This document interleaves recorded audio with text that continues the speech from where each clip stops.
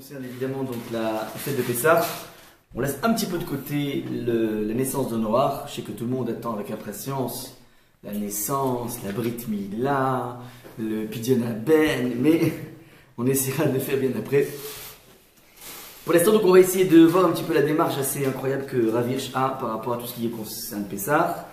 On avait déjà vu, donc la semaine dernière, je crois, on avait fait donc un texte sur ce qui a précédé la mitzvah de Haggadah. La Haggadah se déduit d'un verset qui s'appelle Ve'igat Levit Chabayim, tu diras à ton fils.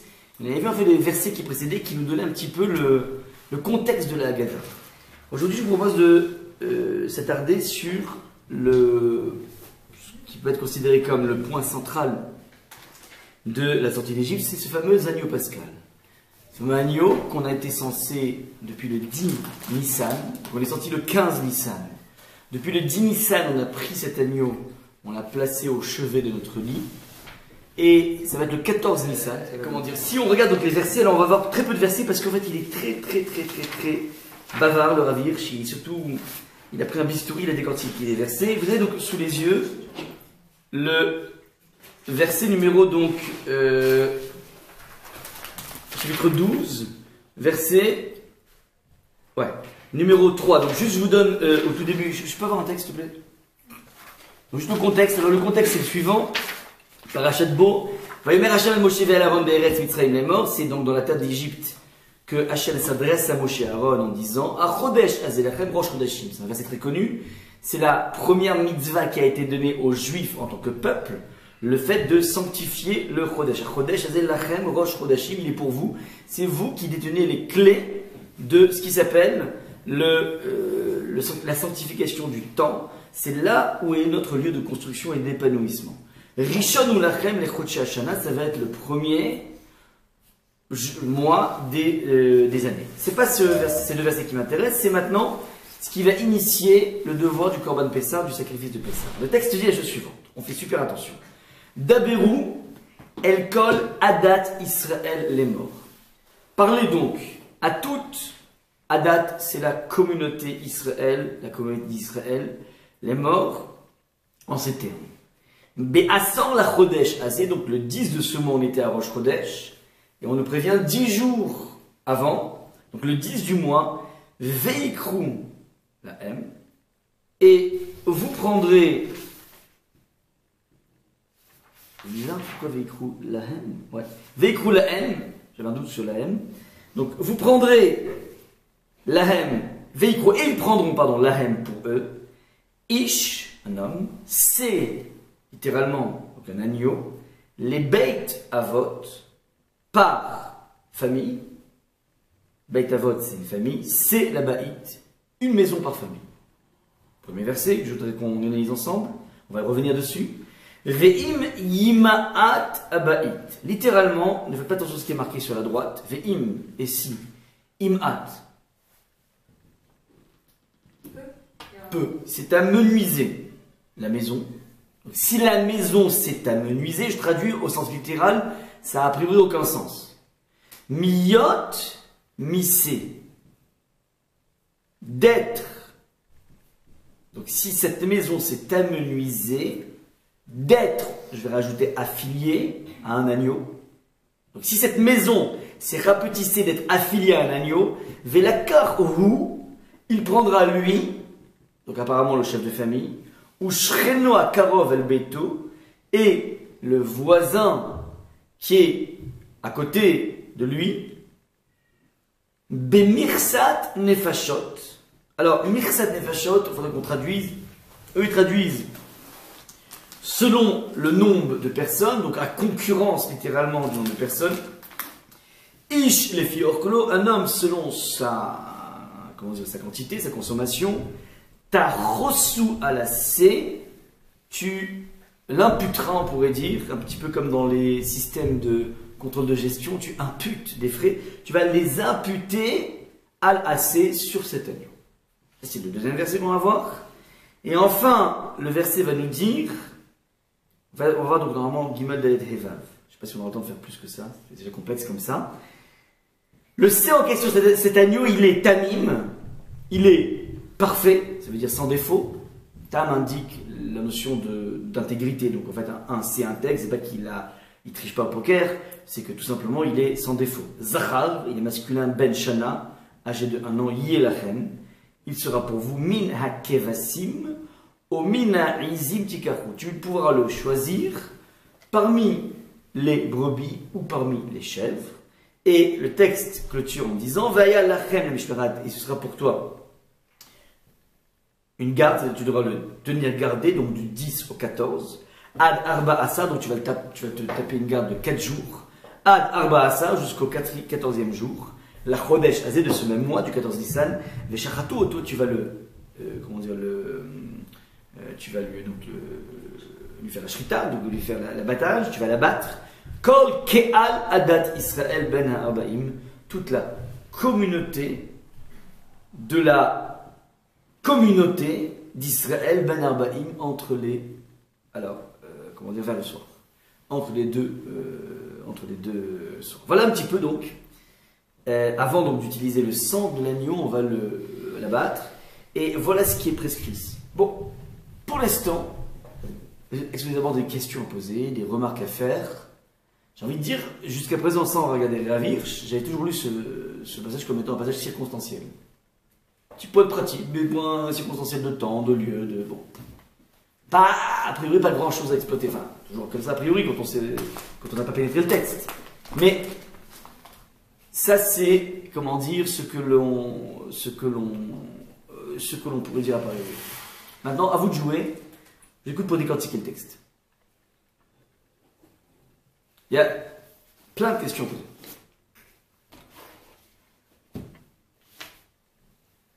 Déjà au départ, on dit d'abord une colle à Datsal, et après colle Kéal à Datsal. Très juste. Ça, c'est une question essentielle à poser. On s'adressait à Adat Israël. Adat, c'est quoi Adat? C'est quoi une Aïda? Une assemblée. Une assemblée. En fait, ça c'est faux.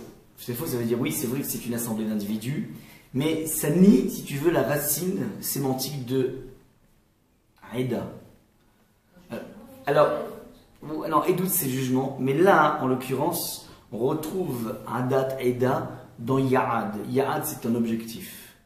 Ce n'est pas simplement une assemblée d'individus, mais c'est une assemblée d'individus qui sont là pour un objectif tout à fait particulier. Donc, première des choses, on s'adresse à des gens qui ne sont pas simplement un ramassis d'individus. Il y a ici une vision, il y a un objectif. On se réunit parce qu'on a quelque chose derrière la tête. Elle colle à date Israël est mort. Et donc, tu fais de façon magnifiquement bien remarquée, tu nous montres qu'au début, on s'adressait à Adat Israël, alors ce qu'ils appellent cette communauté, on va dire une communauté engagée, et après, une fois qu'on t'a parlé de la façon dont on répartit ce fameux agneau, et qu'on t'a dit, deuxième chose, pas que la répartition, donc l'imputation de l'agneau en fonction des personnes, une fois qu'on t'a donné la nature de cet agneau, ça pourrait être un vieil agneau, ça pourrait être un bancal, non, il faut qu'il soit parfait. C'est là qu'on te dit que on va, après l'avoir gardé, troisième élément, alors arrive maintenant Veshachatu Oto, et on va l'abattre. Kol Keal Adat Israël, c'est toute la communauté, Kal c'est une communauté, de l'Assemblée d'Israël, et évidemment là on peut se poser des questions, quelle est la nécessité de parler maintenant d'un Kaal Adat Israël alors qu'on avait une Adat Israël. Donc c'est la première des remarques à faire qui mérite une remarque. Ensuite, à vous de jouer. Donc, après, ça apporte comme différenciation entre les bêtes à vote et la banite. Alors, très juste, mais un très enfant ce soir, regardez, Ish, c'est les bêtes à vote, dit le texte. C'est Ish, un homme, c'est, aura un agneau, les bêtes à vote. Alors, bête à vote, on l'a traduit par famille paternelle, c'est un petit peu le pater. C'est la baït, un agneau par maison. Une fois que tu as dit qu'il y a une maison par chef de famille, après tu as besoin de dire, une fois que tu as dit que tu as un agneau par chef de famille, tu n'as pas besoin de dire un agneau par maison et vice versa. Ça veut dire, apparemment ici. Alors est-ce que c'est parce que s'il n'y a pas d'homme, alors à ce moment-là, il faut quand même le faire par maison? Que la maison même sans homme, peut-être. Il y aurait donc cette notion d'inclusion. Mais alors si tu avais dit c'est la baït, Tu aurais pensé que c'est que les hommes? Non. Enfin, la bête, c'est la baït. Comment? Oui, c'est la baït, t'aurais tout englobé. Ouais, donc il faut comprendre qu'est-ce qu'on attend ici. C'est les bêtes à vote, c'est la baït. Très juste. Deux questions. Ensuite. Et après, ce que vous avez dit tout à l'heure, parce que ça veut dire imat. Qu'est-ce que ça veut dire? Elle s'est amenuisée. Enfin, la maison s'est amenuisée. La maison est. Alors, c'est vrai, c'est très. Est-ce que c'est parce qu'il n'y a pas assez d'argent? Enfin, financièrement, ils n'ont pas de quoi payer le C tout seul, donc il faut combiner avec le voisin. Il faut faire du covoiturage. Ouais, le covoiturage de la Torah. Ou bien c'est parce que justement, il n'y en a pas assez qui vont pouvoir manger. Comme Alors, elle a l'air de dire. Enfin. Alors, tout ce que tu dis est très juste. Moi, ce que je veux déjà, c'est rester dans le basique, c'est essayer de comprendre ce qui est marqué. Donc, je lis Ve'im Essi, Yemaet Abaït. La maison Yemaet deviendra petite. Bizarre ça. C'est quoi? La maison Yemaet, c'est un futur. Il n'y a pas marqué d'Iravish Ve'im Me'at Abaït. Et si, alors, on comprend intuitivement, par exemple, s'il y a marqué Me'at Abaït, il y a peu de personnes. Ça veut dire, un agneau peut remplir l'estomac de, je sais pas, on va dire, 20 personnes. Ouais. Tu as une famille, ils sont 10 en tout. Donc il va y avoir marché pléthorique. Non, c'est pas gênant d'avoir du marché pléthorique. Ouais, t'as qu'à garder pour le lendemain, tu peux pas garder pour le lendemain, parce qu'en fait, il faut tout manger dans la nuit. Donc c'est pas un problème non plus de reste. C'est qu'en fait, il faut une affiliation parfaite, bijective, entre la quantité de viande, l'agneau, et les personnes qui vont le manger. Et cette précision, cette adéquation entre le nombre de personnes, il ne faut pas de gâchis, ouais, c'est le restaurant parfait. Il a commandé exactement le nombre de plats qu'il faut en fonction de la clientèle qui vient. Ouais, sans faire du big data, il fallait s'arranger pour que tout le monde soit booké sur un agneau, mais qu'il n'y ait pas un surbooking, mais qu'il n'y ait pas un sous-booking non plus. Complexe à mettre en place. Et c'est au moment de la shrita que les choses se définissaient. Au moment de la shrita, à 14, au moment où tu shrites, au moment où tu fais l'abattage de la bête, tu sais exactement elle va concerner quel type de, quelle partie de la population. Il y a une sorte de, je sais pas comment on fait ça au niveau arrangement, ça veut dire on affilie de façon radicale ces agneaux avec un groupe de personnes. En l'occurrence une maison, voire plus si affinité, puisqu'en fait on voit que imima et abaït, j'arrive pas à traduire. Si la maison c'est rapetissé, j'arrive pas à le dire pour l'instant. Alors, c'est la deuxième expression aussi qui est très dure à dire. Ouais, juste miyot missé. D'être pour un agneau. C'est très très dur à traduire ça. On essaie de traduire. Velakaru shreno akarov el beto. Alors c'est pas grave. Remplis le problème du booking, tu le remplis avec tes shreno à côté. Bimir ça nefashot en fonction du nombre de personnes. Donc tu vas faire un petit calcul synthétique. Ishlefioklo, chacun en fonction de sa consommation. Techasur la C. Tu pourras t'affiner au niveau du C. On est bon ou pas? Pour l'instant, donc ça c'est une troisième question essentielle à poser. Vas-y, il y avait. C'est bon? Ouais. Ok. Ça c'est fait partie des questions. Maintenant, on va, avant de répondre, ouais.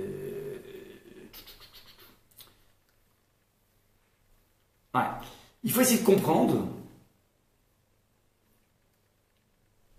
Ouais. Il faut essayer de comprendre l'ordonnancement des choses. Si je résume ces 4 versets, on peut dire en grosso modo, vraiment très grosso modo, on a 3 informations. D'abord, première des choses, c'est qu'un individu est censé prendre un agneau, mais c'est un individu qui fait apparemment pas ça en solo, puisqu'il est censé être, celui qui le prend, il est celui qui représente la famille, dans son sens le plus large possible. Première information, c'est numéro 3. Ouais. On a une difficulté, une délicatesse à essayer de définir c'est quoi Ish, c'est les Beit Avot. Donc un agneau pour un pater, un représentant, et un agneau pour la maison. Ouais, il y a quelque chose de redondant ici. Maintenant, c'est la première information. Deuxième information, on envisage un problème d'une maison qui sera petite ici. Ça veut rien dire, mais juste, on envisage un cas. Ouais. Dans lequel tout ne marche pas comme il faut, dans le sens où il n'y a pas, l'agneau est plus, enfin apparemment, a plus de chair, plus de viande que ce qu'il faut. Et donc, il faudra aller racoler à droite et à gauche pour essayer de remplir l'affectation, une affectation parfaite pour le C. Deuxième information. Troisième information dit au fait, ce C, tu sais comment il est? Il est parfait. Il a 1 an. Donc 1 an. Et toutes ses dents, non pas toutes ses dents, mais ça veut dire tout son avenir devant lui. Ouais. Et ce C en question, c'est marrant, tu peux le prendre de 2 catégories. Tu as d'un côté les brebis, de l'autre les chèvres. Il y a Kevasim ou Mina'isim. C'est une précision à la fois sur l'âge, la santé, parce que lorsqu'il dit Tamim, ça veut dire qu'il est parfait, c'est-à-dire qu'il n'a aucun défaut. C'est pas un bat, c'est pas un canard boiteux. Et il y a de 2 types de catégories. Vous les prendrez. Il faut essayer de comprendre pourquoi cette nomenclature, ces paramètres du C parfait, sont dites qu'une fois qu'on a géré l'affectation. Je peux très bien imaginer, voilà, vous prenez un C qui est parfait, qui a 1 an, ouais, tu le prends de là-bas. Maintenant, une fois que tu l'as ce C, on va s'occuper du dénombrement, de la répartition. Donc il y a eu la volonté de la Torah, ouais, une fois qu'on t'a parlé de cette répartition, et qu'on t'a parlé du cas où il y aurait un problème de répartition, c'est là qu'on précise, les amis, vous savez qu'en fait il s'agit d'un agneau parfait, que tu prends parmi donc, dans la première année dans toute sa force, dans toute sa vigueur, dans tout son potentiel, dans tout son avenir, et tu vas le prendre parmi donc, soit les brebis, soit parmi donc, les chèvres. Ça c'est donc le deuxième point. Et troisième point, donc il faut essayer de comprendre, c'est quoi cette communauté juive, cette communauté d'Israël qui est devenue Kol Ke'al, une assemblée communauté d'Israël. Donc voilà un petit peu, si vous voulez, l'étendue des questions. C'est bon? C'est bon ou pas? J'ai une autre question, mais... Ah, une question, vas-y.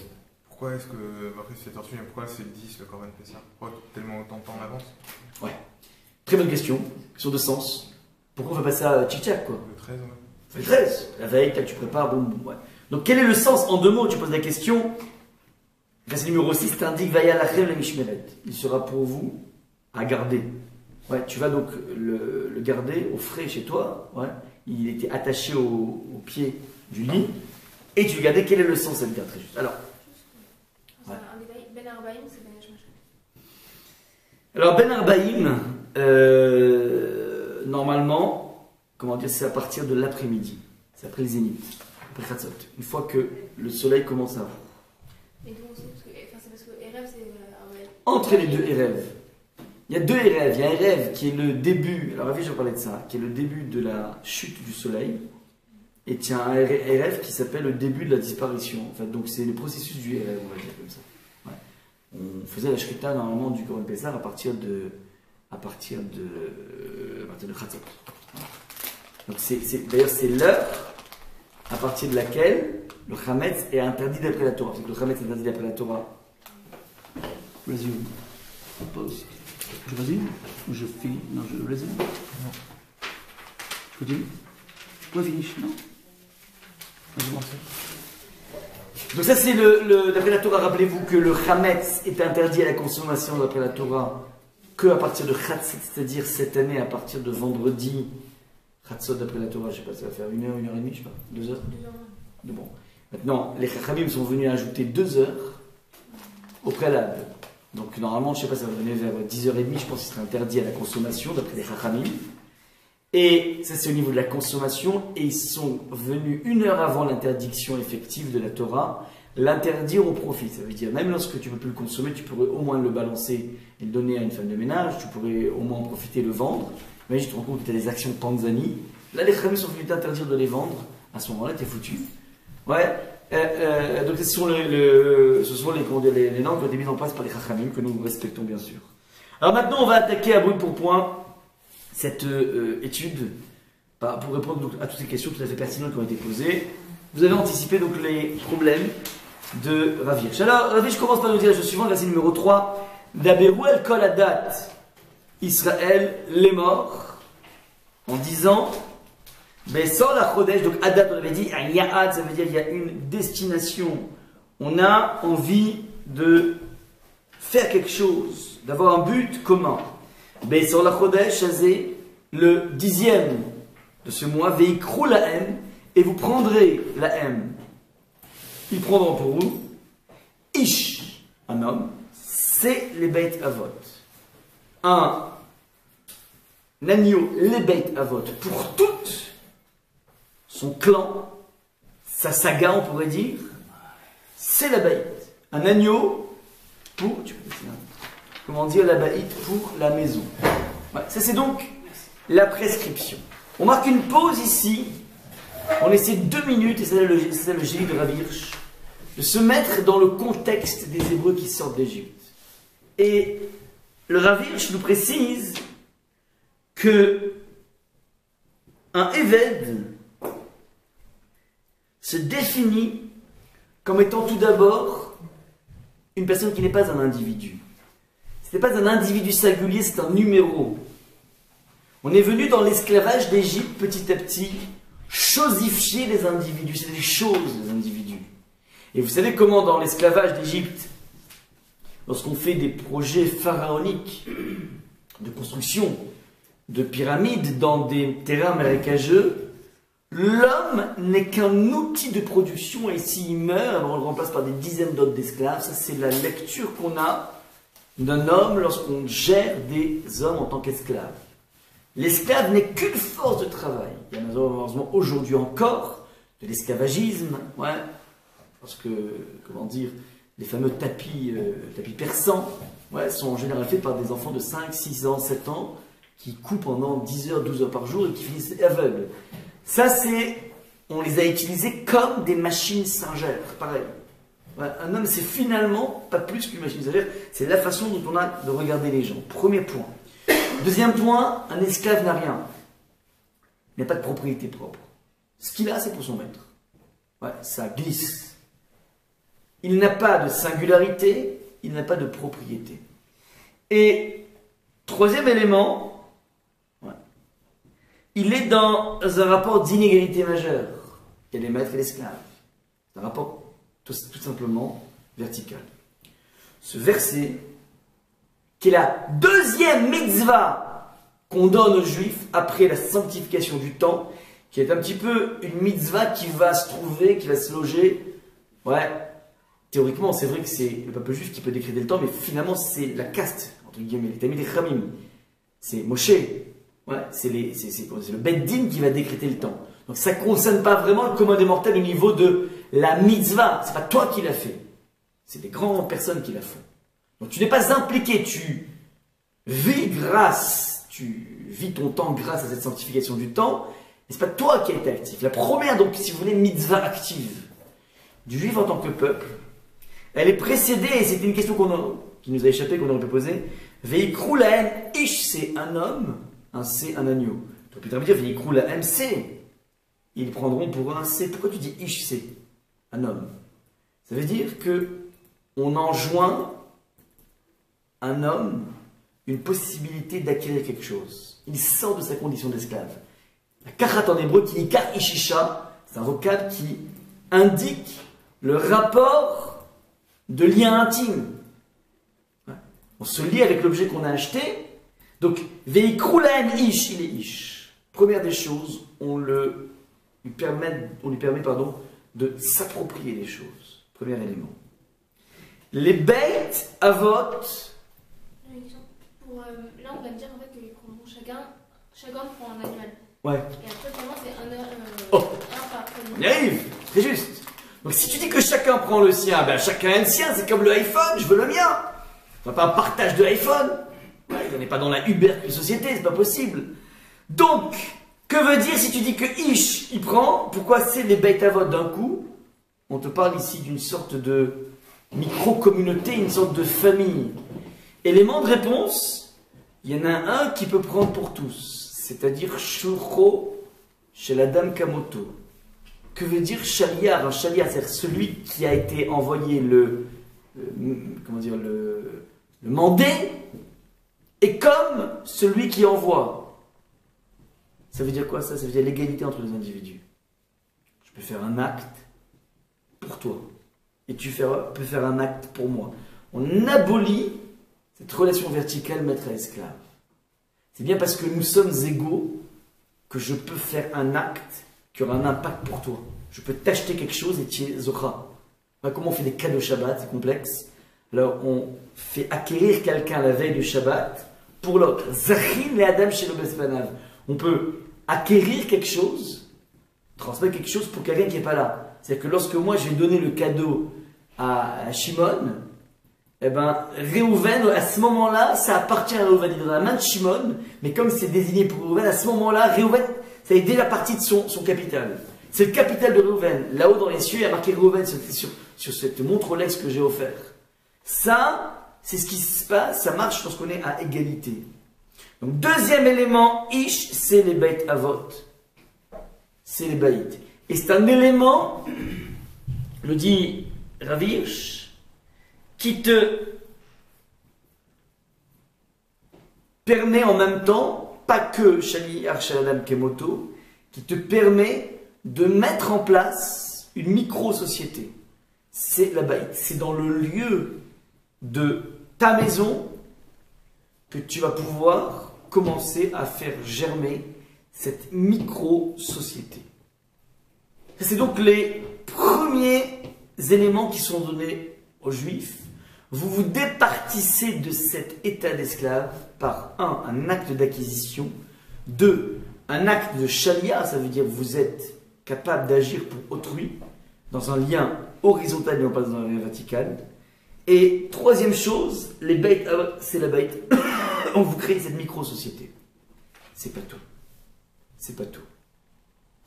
Ve'im yimaet abait. Littéralement, im imaet abait. Premier élément de traduction que propose Rav Hirsch, imaet habait, miyot missé. Ça veut dire, miyot missé, ça veut dire, on a traduit intuitivement, d'être pour l'agneau. Donc, si la maison est trop petite, d'être pour l'agneau, qu'on traduit au niveau de notre tête comme étant il y a trop peu de monde ici pour être affilié à un gros agneau, encore faut-il incorporer d'autres personnes. Alors il dit, si c'est ça le sens, alors il a plusieurs questions. Première des questions, c'est que on aurait dû dire non pas miyot missé, mais on aurait dû dire miyot lossé. C'est-à-dire, on aurait dû dire, si cette maison est trop petite pour être affiliée à un agneau, pas à être de l'agneau. Le missé est problématique. Ça, c'est donc la première des questions. Maintenant,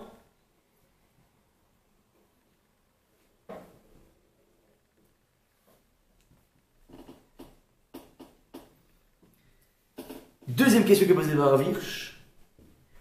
A priori, si tu parles, si tu inclus ici un problème d'affiliation, à la limite, c'était même pas la peine de le dire, dans la mesure où on t'a déjà dit dans le verset numéro 3 que un agneau n'était pas exclusivement réservé à une maison, c'est une maison dans le sens large, puisqu'en fait c'est les bêtes avot. Donc l'idée qu'on peut affilier d'autres personnes était déjà inclue dans le verset numéro 3. Donc pourquoi tu prends un verset particulier pour me dire im yimaet? C'est la deuxième question. La troisième question, on aurait dû dire, comme j'ai dit dans le début, veim me'at abait. Si la maison, c'est jamais la maison qui est petite, c'est le nombre de personnes que comprend la maison. Donc il y a trop de problèmes dans ce veim me'at abait qui amène Rav Hirsch a proposé la démarche suivante. Il dit que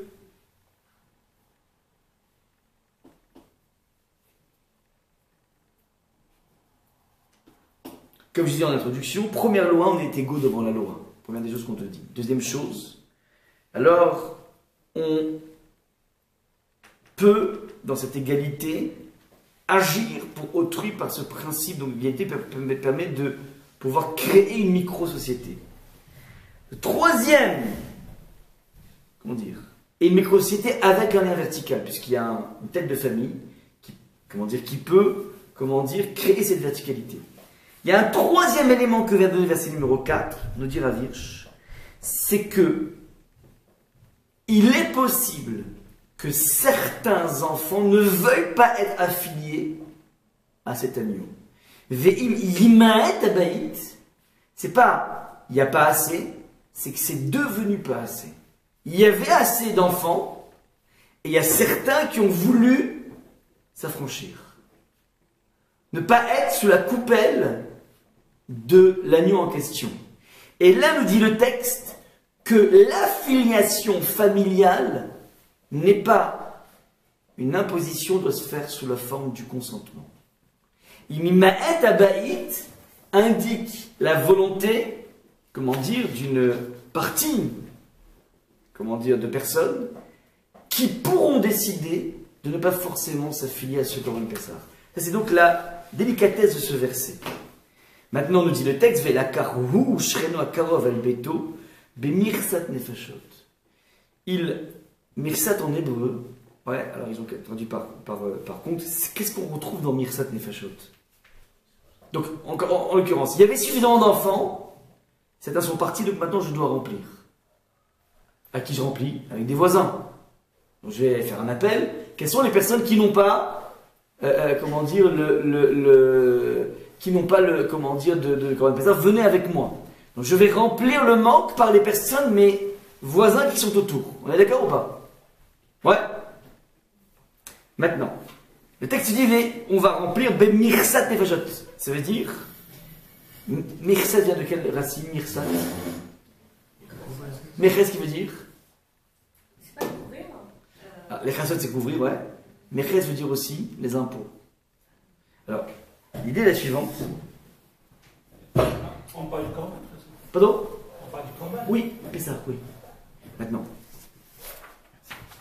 on va se tourner, me dira Virch, vers les personnes qui ne sont pas affiliées, mes voisins, et en les incorporant dans le surplus que j'ai du C, donc du Korban Pessah, alors l'idée est la suivante, c'est que je ne peux déclencher mon Korban Pessah qu'à partir, donc il ne pourra marcher qu'à partir du moment où j'aurai booké tout le monde. Que je sois entièrement booké. C'est ça que dit le texte. Et de là, comment dire, apprend ici Rav Hirsch, que l'ambition de la Torah, d'Akadosh Baruch Hu, a été basée sur cette volonté de nous prendre à partir, dans un rapport de sujétion, un rapport d'esclavage qu'on avait avec Pharaon, et de nous hisser, donc comme on le voit ici, avec une possibilité d'accéder à une propriété, une possibilité d'être dans l'égalité, une possibilité de créer un microcosme de société, donc créer en deux mots la société juive. Et où la Karti Lechalem, je te prendrai en tant que peuple, Am, une Oumma, une nation, ce n'est pas simplement une Keila d'individus qui vont prier, donc une communauté d'individus qui vont prier Hachem pour le remercier. Il y a une ambition infiniment plus grande de la Keila. Donc ce n'est pas une assemblée d'êtres priants. Il y a une ambition beaucoup plus grande qui s'appelle une assemblée d'individus qui agissent tous dans un même but, un Ya'ad, donc on passe de Keila à Aïda. Et ce but, cette destination qui s'appelle palpiter en fonction de la volonté du bon Dieu, cet but doit créer un état d'égalité entre les individus. En deux mots, nous dit Rav Hirsch, on est en train de faire accoucher ici le concept de la nation juive, avec tout ce que ça implique en termes de définition. C'est pas encore une fois une synagogue qu'on est en train de mettre en place, c'est un système dans lequel on a à la fois des êtres libres parce qu'ils ont un accès à la propriété, qu'ils peuvent être dans l'égalité avec l'autre, et libres de s'affilier, de ne pas s'affilier. C'est ça le verset numéro 2, Ve'im Yimaet. C'est là que jaillit le concept de la nation juive. Et ce que va donc préciser maintenant Rav Hirsch, de façon magnifique, c'est que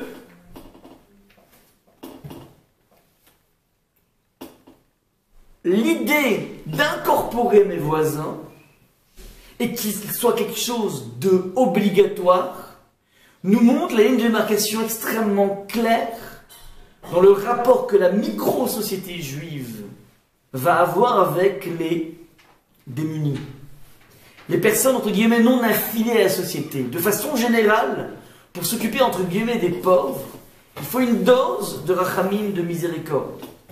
Donc il y a ce qu'on appelle ceux qui sont à l'intérieur de la société et ceux qui sont un petit peu les reclus de la société.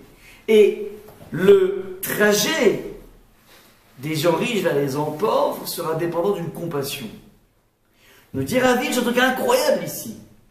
Il dit là, ce n'est pas le pauvre, le chachren qui a besoin du riche, c'est le riche qui supplie le voisin de venir s'affilier à lui.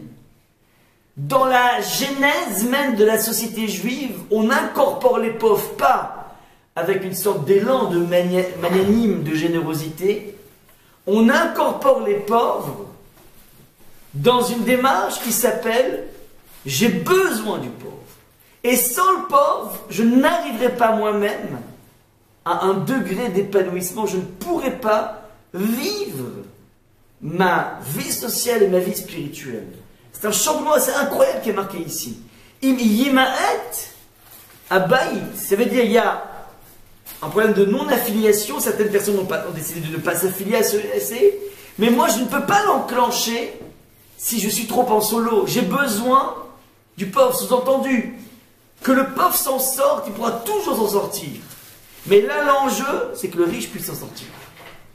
Et si lui n'arrive pas à partager son C, alors c'est foutu. Regardez un petit peu tous ces messages subliminaux écrits dans le texte de la Torah, au moment même où on s'adresse aux Juifs, pour la première fois en tant que peuple, et pour la première chose qu'on demande aux Juifs. Ouais, regardez un petit peu cette micro-société juive qui est en train de se mettre en place. Ça, c'est donc ce que propose donc le Ravish. Maintenant, une fois que tu as pris conscience de cette mitzvah à mettre en place, du C, alors on te précise que ce C, c'est un C qui est tamim, qui est parfait. Zachar indique la puissance. Le Zachar est toujours, le masculin est toujours plus fort que le féminin. Donc, extérieurement, il la présente bien au sens puissance du terme. Ben Shana, il est tout jeune, tout un potentiel devant lui. Yelachem mina kevasim ou mina izim. Attention. Ce Korban Pessah, cet agneau pascal, est d'une certaine façon, regardez comment c'est beau, on répond à la question maintenant, que veut dire miyot missé? Il y a trop peu de monde pour être de l'agneau. Tout se passe comme si le point central de la maison, c'est l'agneau. Un agneau définit une maison, pas la maison, pas les murs. C'est la mitzvah d'Hachem qui nous accompagne dans tous les corbanotes. C'est cette mitzvah d'Hachem qui définit le cadre. C'est pas qu'il y a un cadre, la maison, et on met un agneau. L'agneau, c'est ça le moteur de la maison. Et si, comment dire, alors, il n'y a pas assez d'individus pour s'affilier à cette maison, donc il faut à tout prix remplir le jaman. Et le texte dit, attention, ce rapport à Hachem n'est pas un rapport au sens keves, cette fameuse brebis égarée parmi les 70 loups, qui serait une lecture de fragilité, une lecture de presque complexe. Attention, non, non. C'est avec fierté qu'on le fait. Il est parfait, le sait. Donc, ce schéma de lien avec Hachem n'est pas un schéma qui s'appelle la pitié. C'est un schéma presque qui frise l'arrogance, d'ailleurs tout de suite. Parce qu'en fait, au niveau du type de bête qu'on peut prendre, le keves, c'est la brebis en général, elle est docile. Elle est dans un rapport de soumission. Mais le ez, c'est la chèvre. Ez vient de un azout, qui veut dire l'effronterie. C'est ce qu'on appelle la dimension d'indépendance. On est en train d'inculquer au peuple juif que ton indépendance va être éminemment dépendante, si vous voulez, de ta capacité à être dans la soumission avec Hachem. Et cette soumission, elle passe par un respect scrupuleux de la mitzvah, c'est-à-dire que tu palpites dans ta quotidienneté avec la volonté d'Akadosh Baruch Hu. Ça, c'est ce qui ressort des versets. Est-ce qu'on est clair au niveau de ce qu'on lit là maintenant? Maintenant, il a demandé tout à l'heure Ariel la question, mais pourquoi tu as besoin de garder le truc? Fais la veille, on fait ça rapide, Tu mets, en plus, vous imaginez des odeurs pendant 3 jours. Au pied du lit. Ah, sacrée organisation. Réponse. Adarba asayom la chodesh, aze veshachatu oto, kol ke aladat Israël ben arbaim. Alors, l'idée de la shmira, ça veut dire que tu dois te préparer. Tu ne dois pas simplement te préparer à un acte qui s'appelle trancher la gorge du korban. Il faut que tu comprennes qu'il y a une notion dans korban. Korban, ça c'est un hirsch qui est très classique. Korban vient de la racine sémantique. Karov qui veut dire proximité. Qu'est-ce que je dis lorsque je dis que korban c'est près? Il est près de qui? Pour rapprocher. Rapprocher, oui. Alors, une idée c'est rapprocher l'homme d'Hachem, c'est vrai. Mais dans sa version la plus immédiate. Karov, ça veut dire il est proche de moi. Le korban, c'est une identification. Le peuple juif a appris dans sa première mitzvah à s'identifier à un ez. Un ez, enfin un keves, un agneau avec ses 2 dimensions, soit chef, soit agneau, soit avec ses 2 dimensions à la fois d'indépendance et de soumission. Ça, c'est donc ce à quoi il était habitué. Et attention, la shmishmeret, en question, c'est pas simplement la garder pour ne pas qu'il reste, pour pas qu'il s'abîme. C'est l'idée de notre préparation, de préparer à ça. Préparer à ça, ça demande 3 jours de préparation, de vraie préparation. En même temps que tu surveilles ton lien avec ton identification. Ça, c'est ce que le texte dit. Adarba asar yom la chodesh hazeh, veshachatu oto, kol ke aladat Israël ben arbaim. C'est donc entre ces 2 soirs, comment dire, vers la fin du zénith, donc entre les 2 soirs que tu viendras apporter ton couteau de shrita. Ouais, donc tu pourras le shriter. Regardez un petit peu la réponse qu'on va donner à la première question de Myriam. Veshachatu oto kol ke'al adat Israël.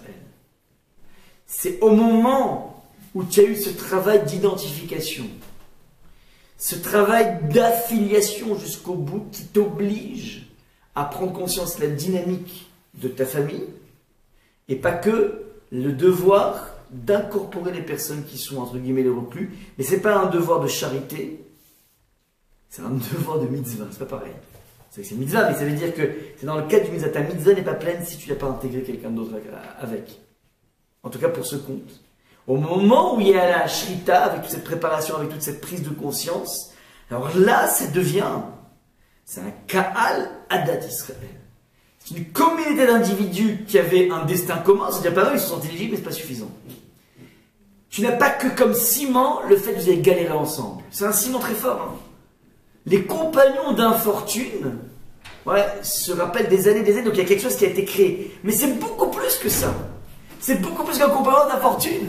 C'est qu'il y a maintenant une micro-société qui se met en place, et la nation juive se met en place, et cette nation ne va pas palpiter, comment dire, au rythme de la proximité avec Hachem, mais ça implique beaucoup de choses. Ça implique une inégalité totale des individus. Alors attention, on ne sera pas forcément égaux au niveau spiritualité, il y a des Kohanim qui auront toujours un privilège, c'est évident ça. On verra. Mais, et à la limite, c'est en tout cas pas les Kohanim, les Bechor. Pour l'instant, il n'y a pas de Kohanim, m'excuse. Mais non, bien sûr, oui, les Lévim, excusez-moi, il y a les Kohanim et les Lévim, donc ils ont déjà un statut particulier. Donc il y aura cette différence, ces nuances au sein du peuple juif, excusez-moi. Mais, malgré cela, il y a une possibilité qu'un Israël achète pour un Kohen. Ce n'est pas un rapport de maître à esclave du tout. Donc on va créer une société de gens égaux. Égaux dans leurs droits, dans pratiquement toutes les prérogatives, et donc dans leur potentiel de pouvoir se hisser au niveau de la proximité avec Hachem. Donc ils ont une égalité. Ils ont un goût de leur singularité, c'est Ish. Et ils ont un souci de l'autre. Et sans ce souci de l'autre, il n'y a rien qui peut se mettre en place. Ça, c'est donc ce qui ressort donc de ces 4 premiers versets d'Adorah d'Israël, les morts de la sœur la Chodesh Hazeh. Je m'arrête là. S'il y a des questions, n'hésitez pas. Est-ce qu'il y a des choses sur lesquelles on n'a pas répondu?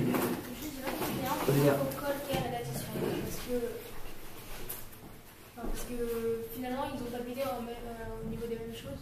Ils ont palpité au niveau des mêmes. Non, maintenant il y a plus que ça. Avant, on avait Adat Israël. Ils ont le même but. Maintenant que je t'ai dévoilé ce qui s'appelle la dimension de.